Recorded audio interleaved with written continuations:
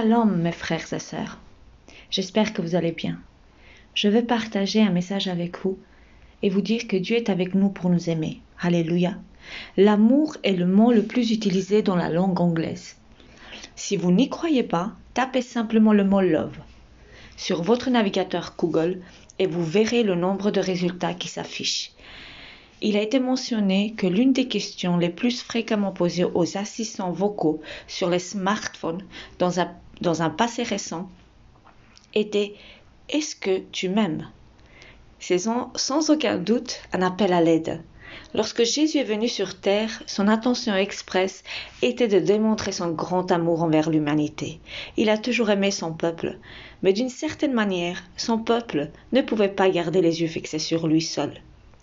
En conséquence, ils ont dévié de leur route à plusieurs reprises, abandonnant ce Dieu d'amour et s'exposant à sa juste colère et à son châtiment. Dieu, dans son grand amour, ne les a jamais abandonnés pour toujours et ne s'est pas non plus lavé les mains par apathie, mais il leur a pardonné et il les a rassemblés pour lui. Quel grand amour! Si profond, si incompréhensible, si somptueux et si incomparable. C'est cet amour qui l'a poussé à envoyer son Fils unique sur terre, pour qu'il devienne l'un des nôtres et que nous puissions faire l'expérience de Dieu à un tout autre niveau. Alléluia. Qu'est-ce que cela signifie pour nous alors? Chacun d'entre nous aspire et désire ardemment être aimé, sans exception. La grande nouvelle de l'Évangile est que Dieu vous aime comme si vous étiez le seul au monde. Il vous aime tel que vous êtes. Le désordre, les bagages, l'histoire et tout le reste. Vous n'avez pas besoin de filtre ou de modification lorsque vous êtes avec lui. Alléluia. Il vous aime tellement qu'il a envoyé son Fils pour vous. Alléluia, quelle bonne nouvelle, frères et sœurs. Il nous aime tellement qu'il a envoyé son Fils pour toi et moi, afin que vous ne soyez jamais seuls et que vous ne soyez jamais oubliés. Il vous aime de toutes les fibres de son être. Et son amour pour vous ne dépend pas de ce que vous faites ou de la façon dont vous vous comportez. N'est-ce pas un soulagement? Le monde brisé dans lequel nous vivons a transformé l'amour en tant de choses différentes que nous sommes souvent incapables d'accepter l'amour de Dieu pour nous. Nous le regardons parfois avec cynisme ou suspicion. Le simple fait est que le Christ nous aime tellement que lorsque nous étions encore pécheurs, il est mort pour nous et cela ne s'arrête pas là. Il nous adopte dans sa famille et nous sommes maintenant appelés enfants de Dieu. Quel honneur! Alléluia! Nous ne sommes plus étiquetés comme étant seuls, indésirables, incapables, indignes, endommagés ou compliqués. Vous êtes maintenant appelés enfants de Dieu. Prenez un moment pour vous en imprégner. Parlez de ce titre sur vous-même jusqu'à ce qu'il s'incruste profondément. Alléluia. Répétons je suis enfant de Dieu. Je suis plus seul, je suis plus méprisable, je suis plus rejeté, je suis accepté, je suis aimé. Je suis désiré par un Dieu, vivant Dieu tout-puissant qui désire notre présence, qui désire notre reconnaissance, qui désire que nos yeux se tournent vers lui, qui désire qu'on ait foi en lui, alléluia, qui désire nous guérir, qui désire nous sauver, qui désire nous montrer combien on est précieux pour lui, qu'on peut arriver à faire des choses qu'avant on ne savait pas faire et maintenant avec lui on peut les faire, alléluia. Ainsi, alors que nous vivons une époque de distinction sociale et d'isolement, nous n'avons plus besoin de nous sentir mal aimés, seuls ou abandonnés. Nous sommes aimés, connus et chéris par Dieu, grâce à Jésus qui est notre intermédiaire. La vie, la mort et la résurrection du Christ ont comblé une fois pour toutes les fossés entre Dieu et l'homme. Alléluia. De sorte que nous ne sommes plus éloignés de lui et que nous cessons de douter de notre amour. Faisons une prière aujourd'hui. Seigneur, merci pour ton grand amour à mon égard. Je ne peux en comprendre ni la profondeur ni la hauteur, mais je sais qu'il est réel et puissant.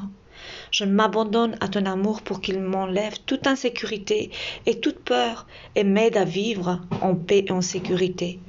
Je t'accepte comme mon Père, comme je suis ton enfant. Au nom de Jésus, Amen. Lisons ce passage dans 1 Jean 4, verset 9. L'amour de Dieu a été manifesté envers nous en ce que Dieu a envoyé son Fils unique dans le monde, afin que nous vivions par lui. Alléluia. Et cet amour consiste non point en ce que nous avons aimé Dieu, mais en ce qu'il nous a aimés et envoyé son Fils, comme victime expiatoire pour nos péchés. Bien-aimés, si Dieu nous a ainsi aimés, nous devons aussi nous aimer les uns les autres. Alléluia. Que le Dieu d'amour habite totalement dans nos cœurs, qui vient briser toute chaîne, toute peur, tout esclavage, qui puisse nous rendre complètement libres, afin de pouvoir aller vers les autres aussi et les aimer en retour.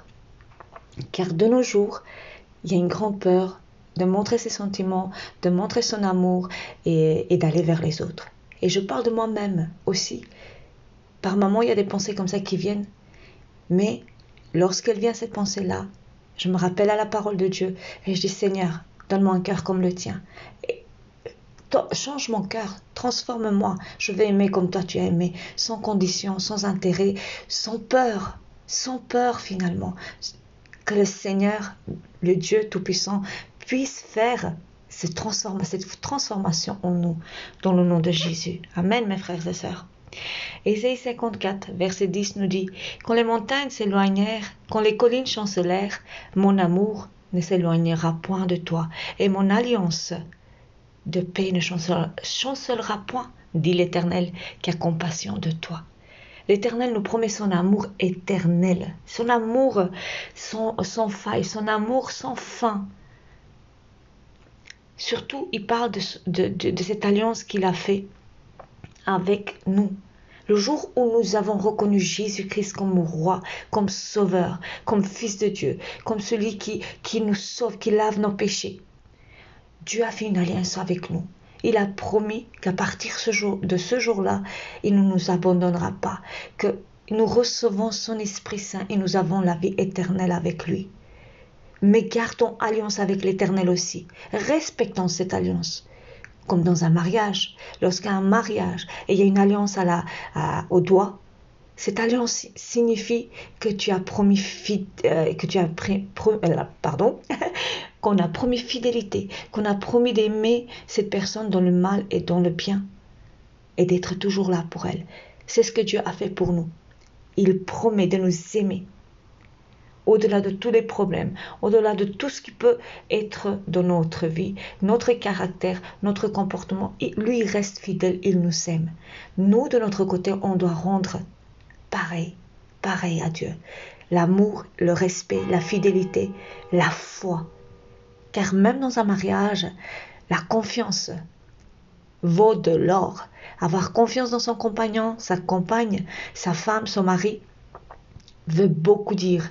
Un couple ne peut pas tenir s'il manque la confiance l'un vers l'autre et si surtout il n'y a pas le respect, s'il n'y a pas l'amour. Alléluia, gloire à notre Seigneur. 1 Jean 3, verset 1, il nous dit « Voyez, quel amour le Père nous a témoigné. » Ah oui, il nous a témoigné déjà son amour pour que nous soyons appelés enfants de Dieu. Et nous le sommes. Si le monde ne nous connaît pas, c'est qu'il ne l'a pas connu. C'est une phrase qui me laisse comme ça perplexe aujourd'hui quand il dit « Si le monde ne nous connaît pas à nous, c'est qu'il ne l'a pas connu. » Des fois, nous cherchons reconnaissance, nous voulons être aimés par le monde ou acceptés, mais on ne sera jamais accepté.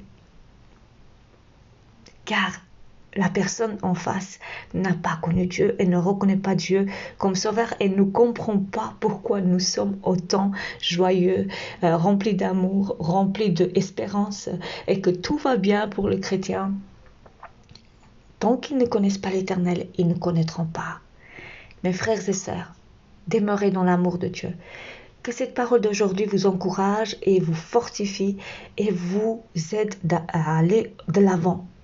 En sachant que tu as un bras droit à tes côtés chaque jour que tu te lèves dans toute situation. Ton mari, ton époux, ton Dieu est avec toi, il ne t'abandonnera pas. Il pourvoit pour tout ce dont tu as besoin aujourd'hui.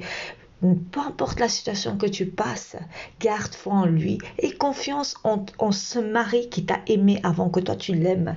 Oh, épouse de Dieu, euh, euh, Église de Dieu, nous avons le mari parfait. Alors, marchons par la foi dans notre mari, notre Père céleste, lui qui reste fidèle à sa parole. Que le Seigneur vous bénisse et à bientôt.